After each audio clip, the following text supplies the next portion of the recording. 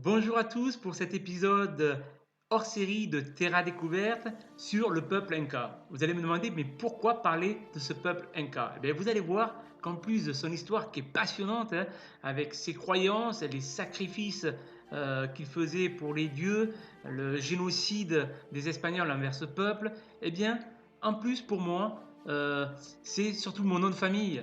En effet, mon nom de famille prend ses racines à Cusco, le nombril du monde. C'est de là où va partir l'histoire de l'Empire Inca. Allez, je vous embarque dans cette histoire passionnante. Si je savais l'origine de mon nom Huascar, je voulais rentrer un petit peu plus dans le détail grâce à une application que je vais vous donner. Donc restez avec moi parce que vous aussi, vous allez pouvoir faire des recherches sur votre nom ou le trouver dans la carte du monde, dans la carte de l'Europe, dans la carte de France. Et donc, le nom Huascar, il n'est porté actuellement que 428 fois dans le monde entier. Donc, c'est pas beaucoup. Et on voit que c'est arrivé en France et en Espagne. On voit aussi que c'est arrivé un petit peu en Amérique du Nord. Mais on voit ce fameux pays en rouge en Amérique du Sud. Eh bien, c'est de là-bas que vient le nom Huascar du Pérou. Oui, il vient du Pérou, mais encore mieux de l'Empire Inca. Là, je vous ai fait un zoom sur le Pérou et on voit sur cette carte la zone rouge qui est tout simplement le nombril du monde qui est Cusco. En fait, c'est de là où est parti l'Empire Inca et ce nom était très important puisque ce fut l'un des empereurs qui dirigea l'Empire Inca et donc qui était pendant 5 ans Huascar. En seulement un siècle, l'Empire Inca se déploie de l'Équateur au Chili, soit 4000 km dans la plus grande chaîne de montagnes du monde. Les Incas étaient l'élite, le cerveau du peuple qui dominait.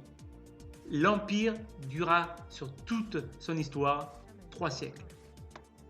En 1532, l'Empire compte environ 10 millions d'hommes, mais les Espagnols, avec leurs fusils, leurs chevaux, leurs armes, vont vaincre en 39 ans ce plus grand empire d'Amérique du Sud. On reviendra sur ce terrible génocide. On va parler de leur dieu. Le dieu principal était le dieu du soleil, Inti. Il avait 2 fils, Manco Capac et Pachacamac. Ils avaient, les Incas, une adoration du soleil qui était au cœur de leur vie. Les dirigeants Incas se croyaient les fils du soleil. Les Incas, pendant leur domination sur l'Empire et les autres tribus, laissaient à ces tribus le soin de vénérer leurs dieux. C'est pour ça que pendant l'Empire Inca, il y avait plusieurs dieux, notamment Viracocha, qui était le dieu universel. Avant Viracocha, le monde était sombre. Viracocha créa le soleil, la lune, les étoiles. Et puis un jour, il marcha vers l'ouest et il entra dans les eaux du Pacifique en promettant de revenir un jour. Ce dieu avait les traits d'un homme blanc, ce qui créa plus tard une confusion avec l'arrivée des Espagnols où ils pensaient en fait que la divinité revenait. Alors il y avait Apu, le dieu de la montagne, Apocatequil, le dieu de la foudre, et Con, le dieu de la pluie, mais il y avait bien d'autres dieux encore. Leur croyance se reflétait aussi à travers la croix carrée, la Chacana, en fait qui veut dire signifie le chemin de la lumière, qui n'est pas simplement un motif géométrique, mais qui représente des liens étroits qui unissent le ciel et la terre. Sa forme est d'une croix carrée et échelonnée de 12 points. Que représente cette croix? Eh bien, elle représente le monde supérieur qui comprend les étoiles, les êtres célestes et Dieu, le monde du milieu qui représente le monde de la vie humaine, le monde inférieur qui représente le monde souterrain, inconscient et la mort. Les 3 archétypes ou esprits animaux sacrés, tels que le condor, notre capacité à communiquer avec les cieux et les esprits, le puma, notre capacité à vaincre la peur, le serpent, notre capacité à guérir. Et puis, il y a les 3 principes aidant à viser l'humanité de l'Inca, par le Lanke, pour travailler la maîtrise du corps et du physique, par le Muney, l'amour inconditionnel, et le Yaché, la sagesse et la compréhension au-delà de l'intellect. Les Incas, en plus de vénérer le culte du soleil, avaient aussi un culte pour les Waka. La plupart des peuples d'empire, ainsi que les Incas eux-mêmes, accordent une grande importance à ces fétiches Waka. En quechua, le terme Waka peut désigner tout ce qui sort de l'ordinaire. Par extension, il désigne tout ce qui est susceptible de faire l'objet d'un culte. Les Waka peuvent ainsi être des objets naturels, comme des montagnes ou des rochers, ou artificiels, comme un bâtiment auquel on prête une puissance surnaturelle. Il existe des Waka partout sur le territoire inca, et on estime à plus de 500 leur nombre à Cusco et ses environs. Les Waka reçoivent de nombreuses offrandes et on cherche à communiquer avec eux pour obtenir de l'aide et des conseils. Alors, quelle est l'origine de ce peuple? La légende dit que Manco Capac vient des fonds du lac Titicaca. Avec Mama Oclo, ils étaient frères et sœurs et mariés l'un à l'autre. Ils avaient pour mission d'apporter la civilisation aux hommes. Ils étaient les enfants du soleil, Inti. Manco Capac devait trouver une terre fertile pour monter son empire. Il avait un bâton en or qui planta sur un sol jusqu'à sa garde. L'endroit devenait Cusco, la capitale de l'empire inca. Cusco, le nombril du monde. Manco Capac enseigna alors aux hommes l'agriculture et l'artisanat. Et Mama Oclo enseigna aux femmes l'art du tissage. À son apogée, Cusco comptait 225 000 habitants. Les Incas vénéraient leurs montagnes, ils effectuaient des sacrifices humains, mais ils étaient rares. C'était lors de la mort d'un Inca, catastrophe naturelle, éclipse de lune ou de soleil. Dans la cordillère des Andes, les victimes étaient amenées à la montagne. Elles étaient droguées, elles étaient enterrées vivantes dans les tombes funéraires. C'étaient les plus beaux enfants du royaume, contrairement aux Aztèques qui sacrifiaient leurs esclaves. Les défunts étaient laissés avec des objets défigurés. Les corps étaient momifiés, c'était le rite de la Capacucha, sacrifice d'enfants pour les dieux. Ils étaient sélectionnés pour leur perfection physique parmi les classes dominantes. Ceux-ci étaient amenés jusqu'à Cusco et reçus par l'Inca, puis acheminés jusqu'au lieu du sacrifice. Comment se déroulait la vie des Incas? Elle était en 4 étapes. La première étape, elle se faisait à l'âge de 2 ans. C'était le statut du bébé à l'enfant. C'était la cérémonie de la première coiffure de cheveux, la première coupe. Les cheveux étaient gardés précieusement. La deuxième étape était le passage entre l'enfant et l'adulte, considéré entre 14 et 15 ans. C'était une épreuve physique pour les hommes, c'est-à-dire on perçait les oreilles pour insérer les boucles ethnies à l'inca. Pour le rituel féminin, c'était un jeûne à partir des premières menstruations. La troisième étape était celle du mariage, entre 20 et 25 ans pour les hommes, 16-20 ans pour les femmes.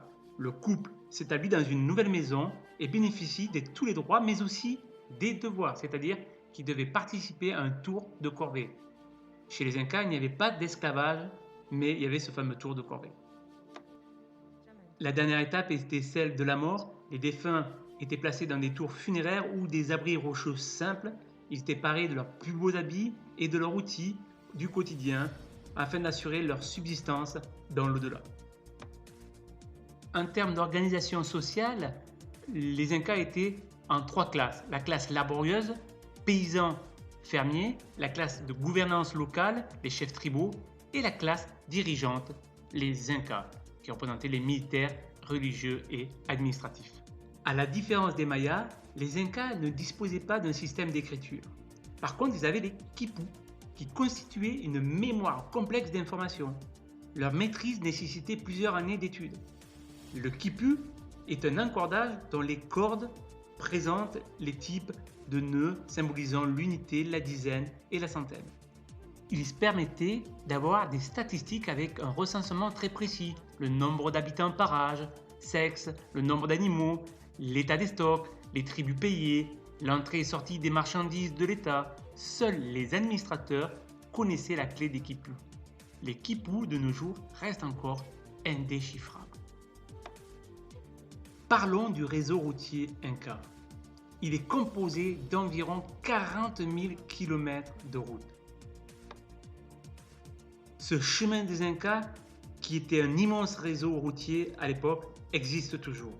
Et vous imaginez un petit peu l'ingéniosité et le courage de ce peuple, car il fallait passer des endroits spectaculaires, comme vous le voyez, avec des ponts suspendus, et à savoir qu'en fait d'acheminer les messages vocaux, et par kikou, il y avait des chasquis. Eux, c'étaient des messagers. Ils pouvaient faire parcourir un message sur 400 km en 24 heures. Quelle prouesse! Et je suis obligé de vous parler avec ce peuple, eh bien, de l'histoire de la pomme de terre.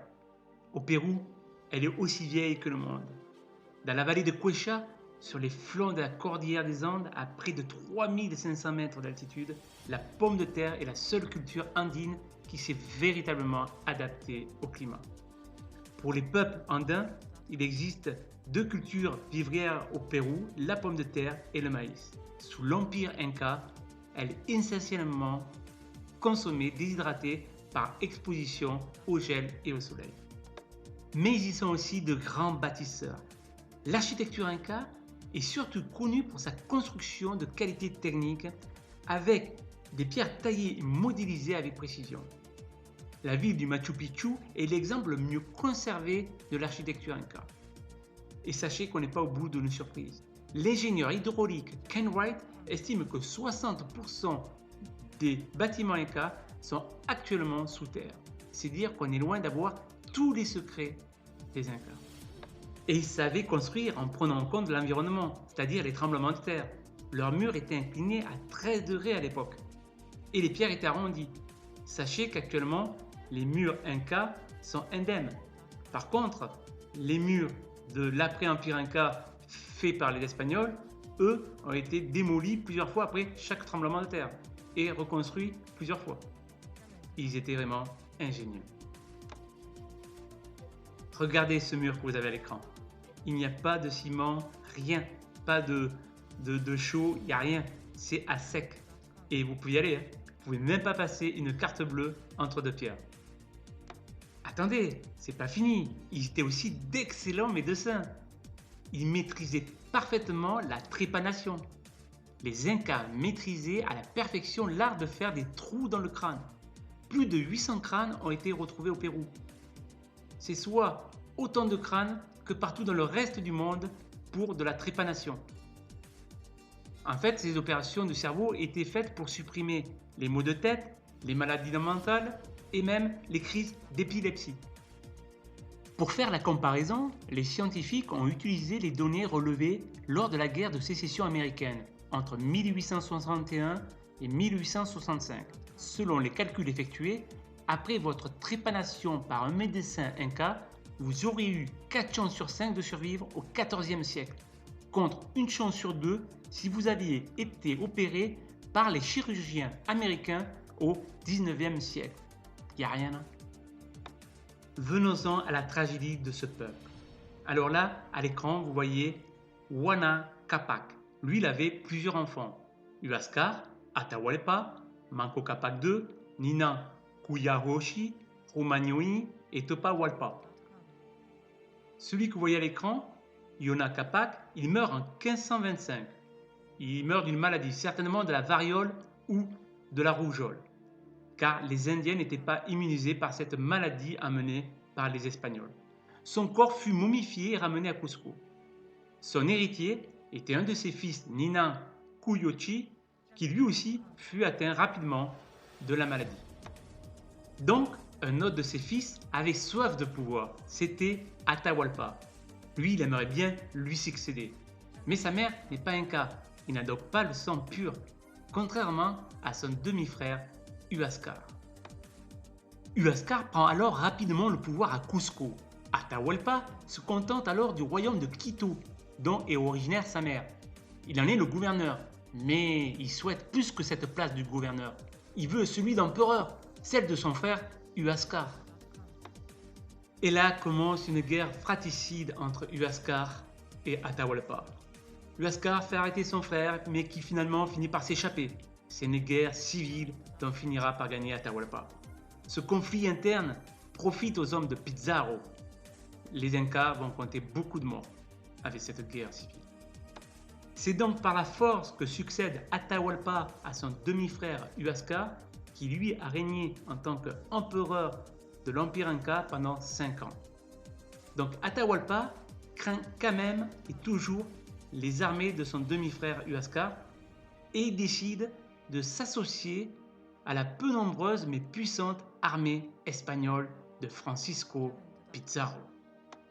Et ce Francisco Pizarro qui ne pensait qu'à l'or des Incas.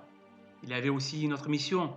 Eh bien, il savait très bien qu'il ne pourrait pas convertir ce peuple très croyant. Donc il fallait le supprimer, l'effacer de l'histoire, détruire tous leurs sites. Voilà. Et donc amener le christianisme.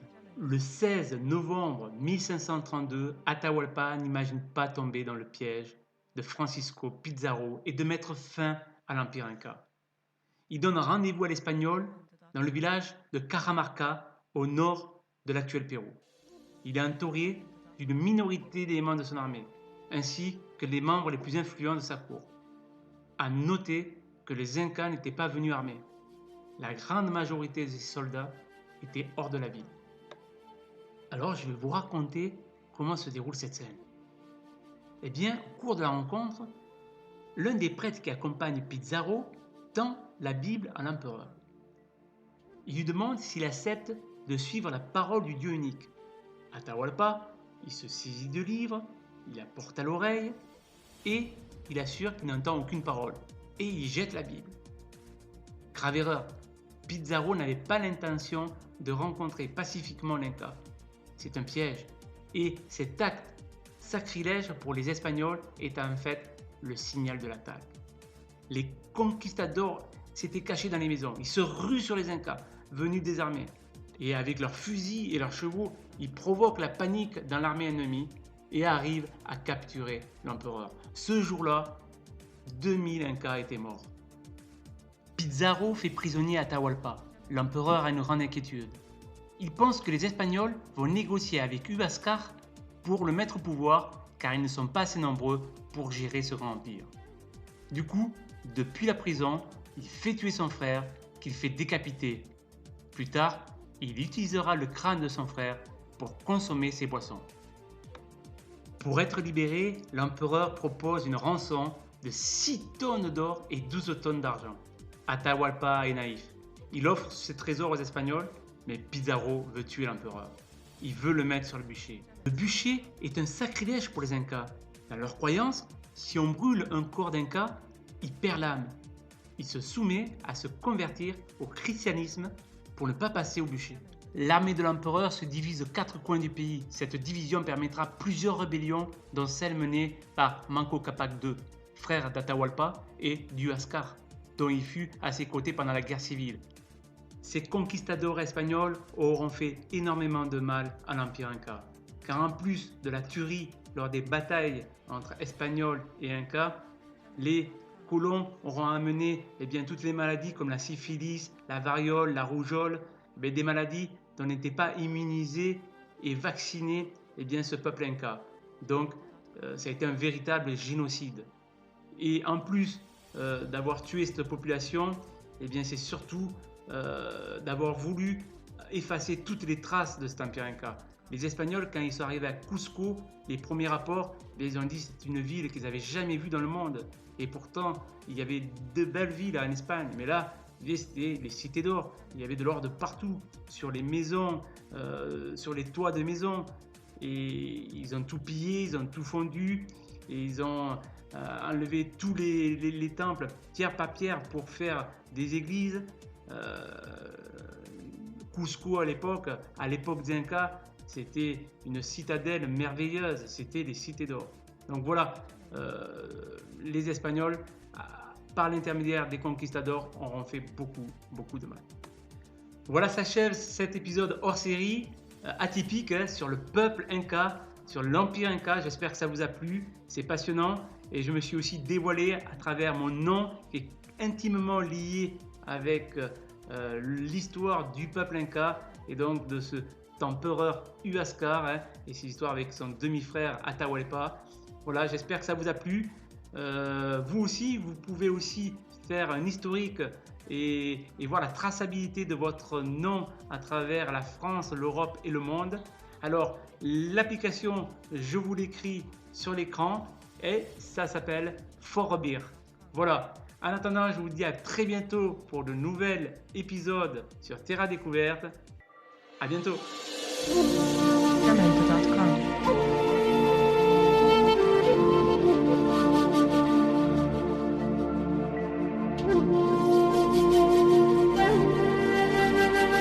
gmail.com.